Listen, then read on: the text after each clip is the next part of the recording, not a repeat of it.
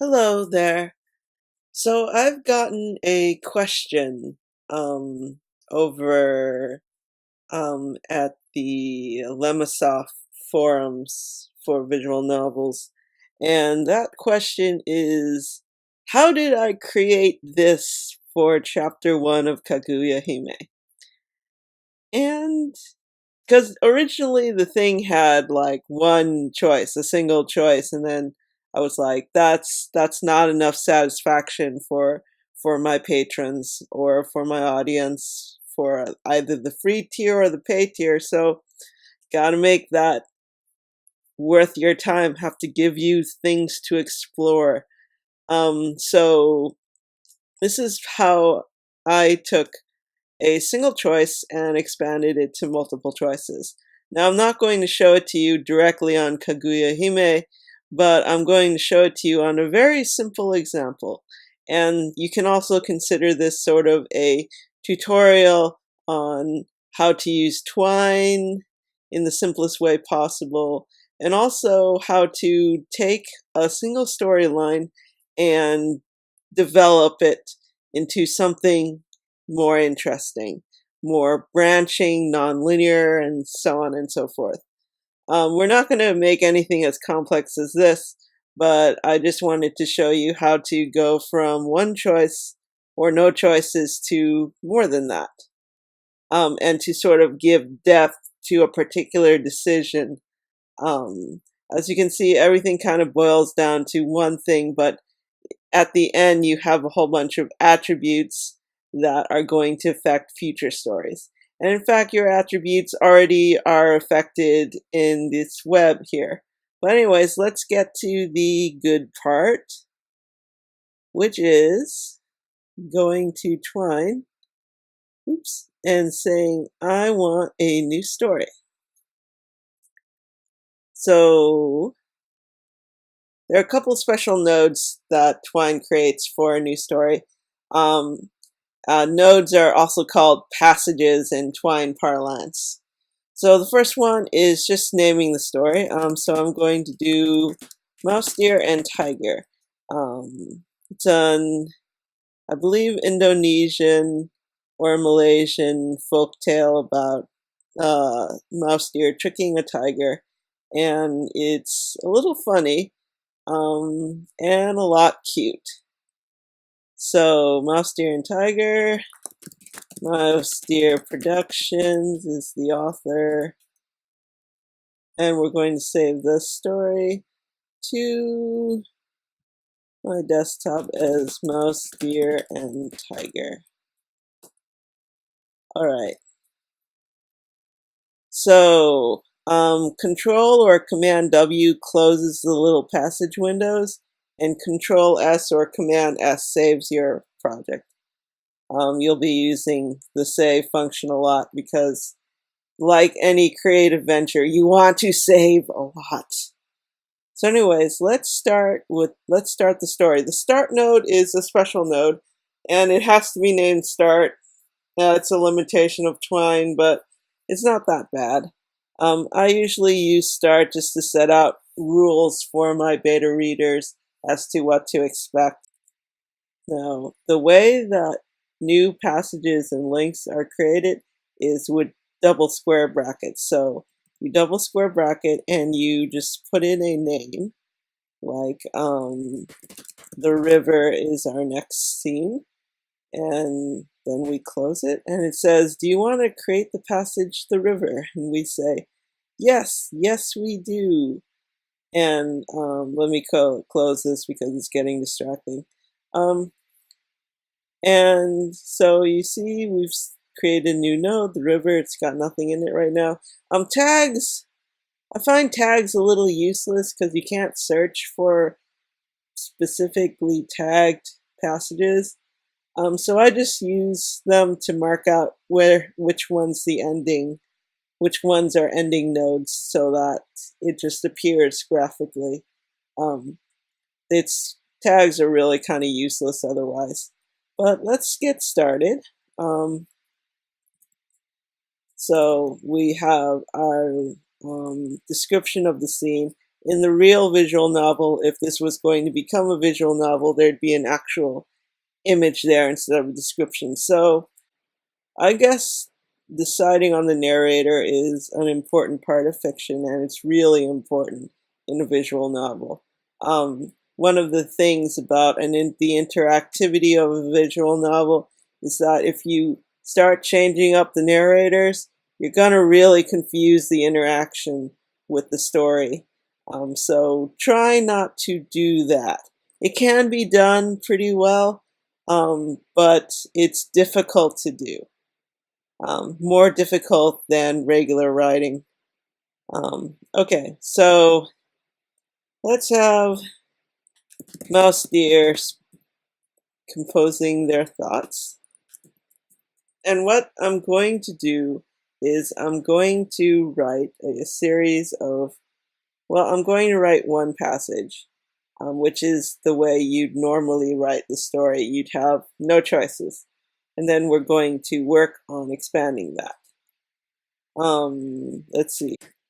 So one passage, one ending. And that's not very interesting for a tale that's supposed to be a branching narrative. So let's go in and start locating places where we can start breaking it up. And by breaking it up, I mean find the places where things could have gone differently. So let's see here. So let's say that the first place where it could have gone differently is when the mouse deer decides upon how they're going to fool the tiger. So that can be a set of choices. So let's go ahead and make that a set of choices. Okay, there's another secret to the double brackets, which is that if you want to have the passage have like a more descriptive name, then you just put the description in the first part of the double brackets. So, for instance, we would phrase this as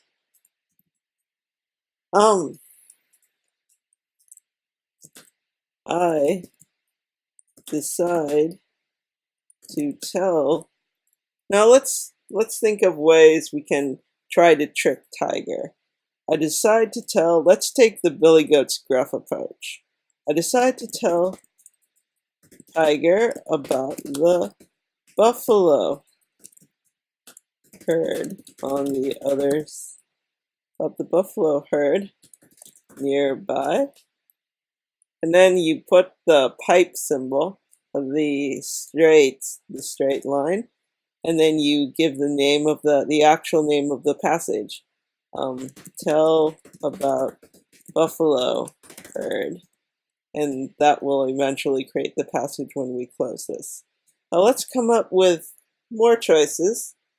So I decide to tell Tiger about the buffalo herd nearby, and let's have the middle choice be I tell Tiger about the river cake. Tell about river cake. And then I tell Tiger that the king will kill him. Tell about King Rat. So let's copy and paste the rest of this. Well, cut and paste the rest of this. We'll close it, create the passages. And we know that the true line is going to continue this way. Because that's the river cake. That's a river cake path. Of course, there is the possibility that the king path will, just going directly to the king path, will do something positive or just do something not so positive. You could make it so that there's only one right choice, but in a way that's no better than just making a single choice. It's just that you give the reader the sort of guessing game, and that can be pretty cheap. So let's make it so that there are two ways that this can work out for Mouse Deer. And let's go with, okay, let's close this, let's save. Okay, so tell about buffalo herd, tell about river cake, tell about king just cutting straight through. Which of these should be punishing if you choose it? I mean, optionally, you can make them all punishing if you're that kind of writer. And I know that you guys exist, because damn, you know. So let's make it a little simple and make one path end badly and have the other two paths sort of branch off into possibilities that might lead to, say, a good ending and then a best ending. Because then people will feel satisfaction that, oh, at least I've reached a good ending through choices I made that seem to matter. And if I try to go another way, I might get best ending, which is even better. That's like a carrot and then a bigger carrot, or a carrot and an actual cake that's not made of buffalo dung.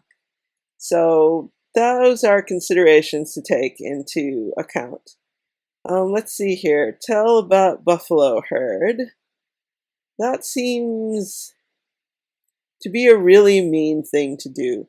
Oh, I'll tell you about this herd of more juicier people that you can eat instead.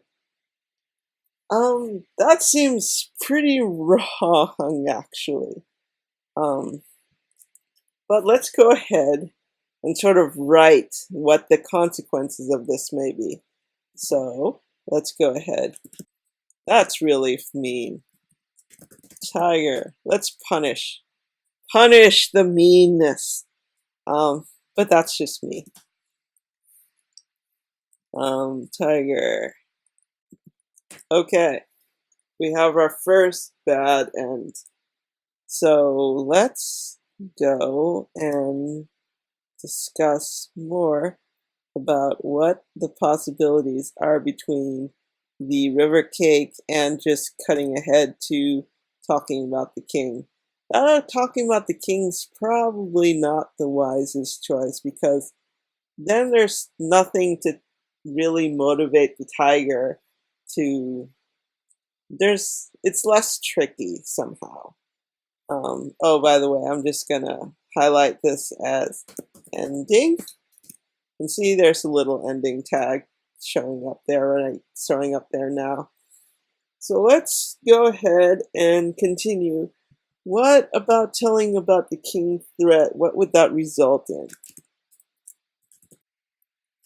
I guess those are the two sensible choices. One of the things you really want to avoid doing is creating choices that don't lead anywhere. This is a little different from creating choices that can lead to bad ends, because it sounds reasonable sometimes. I guess the point is to have choices that sound reasonable and will lead to something interesting, versus, even if that is getting eaten by tiger, or similar, versus something that just takes you to the next node and doesn't really do anything. Okay, let's see here. And let's close this, create the passages, and you can already see we're developing things here. Actually, we know the river cake is gonna continue onwards, so we're just gonna have that be straight and have this be a little closer here. So let's see. Run away from the buffalo. I'm going to make this not wise. So this is one of those, this continues on in a sort of straight direction. There is no choice. Tiger is just going to straight out eat mouse deer right here, right now. But we've already got another ending where the same thing happens. We don't really want to repeat the same thing. So we're going to use the display macro. Now, it's different from the square brackets. It's an angle bracket type thing, two angle brackets. You want to say display and then the name of the passage, of this new common passage we're creating. Tiger eats mouse deer. And let's close it. And looks like we're going to have to create the passage ourselves. Tiger eats deer. Let's go here. Get that. Do this. Mark this as an ending. Display. Tiger eats mouse deer. And it's no longer the ending, so we'll just untag that. Okay, so the arrows are a little bit of a different color from the white arrows. The white arrows indicate that that there's a choice, and the blue arrows indicate basically that this is just a passage that's being included somewhere in the previous passages. It could be straight in the middle, of course. But here we've put it at the end. But it could have been something else that just went in the middle. This is a convenient way of not repeating yourself when you don't need to. And that can have implications in other things. So anyways, this kind of choice is non-reductive, I like to say. Even though it does lead to a bad end, you have a chance not to go to the bad end. So convincing the king.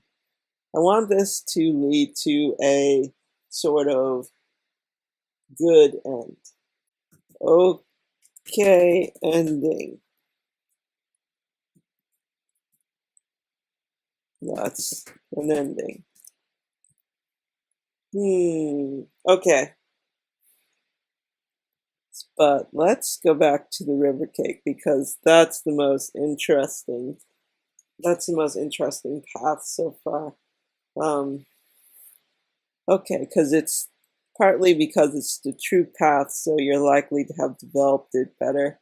But that's sort of, yeah, it could be a failing, it could not be. You might find a more interesting storyline if you just expanded the choices.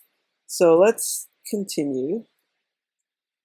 Let's actually start off with the mouse here. Okay, so this is a good end.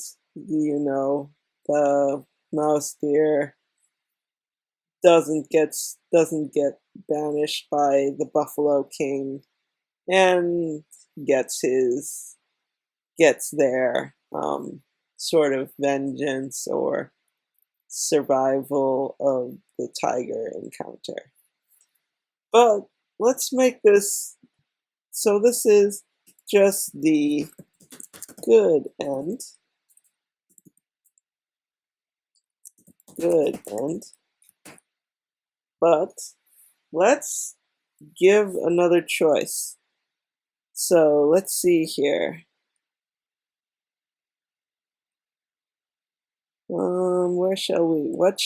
What kind of choice shall we give? We know there's a buffalo herd, so perhaps the best ending is to get the Buffalo King to see what's happening and to laugh and possibly reward Mouse Deer with something scrumptious like really sweet grass or something like that. So let's see here. Okay, what would be a good place to... One of the things I like to do is to have the narrator weigh the pros and cons of the choices that are coming up, just so that people have a proper context. This isn't always necessary, especially if you've laid out the context, but some, in particularly more complex situations, this can be a quite valuable tool to use in a branching storyline. It's something you would sometimes do in a normal storyline as well. It's just that in that case, you just have one choice that the character is choosing. Here, you want to give more choices. Let's see here. Let's close it so that it creates the passages. And here we go. Let's arrange things so that nothing is interrupting each other. This will be an ending. And this will have the original ending.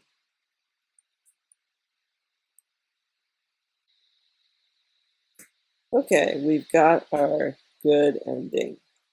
Now let's explore how to get the best ending.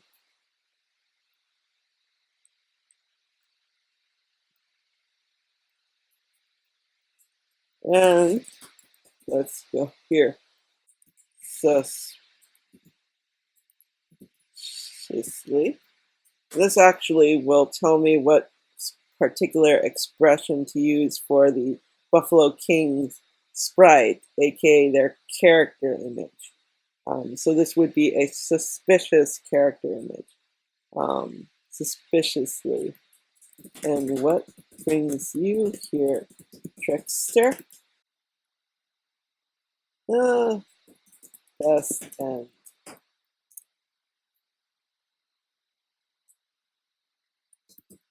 And now this is actually interesting, because there is a hook that develops in the fact that the Buffalo King is having his position being challenged. There's actually two ways that this is going. There's going forwards, where possibly Mouse Deer is going to help the Buffalo King keep his position, and then there's going backwards, where we find out how the Buffalo King and the Mouse Deer actually became some sort of friends. And that is how to expand choices, and how to use some of Twine's features. Now, I've gone and used a lot more of Twine's features, in particular flags and variables, so that may be something you consider doing. But so we had fun, I hope, and that's how you work with Twine.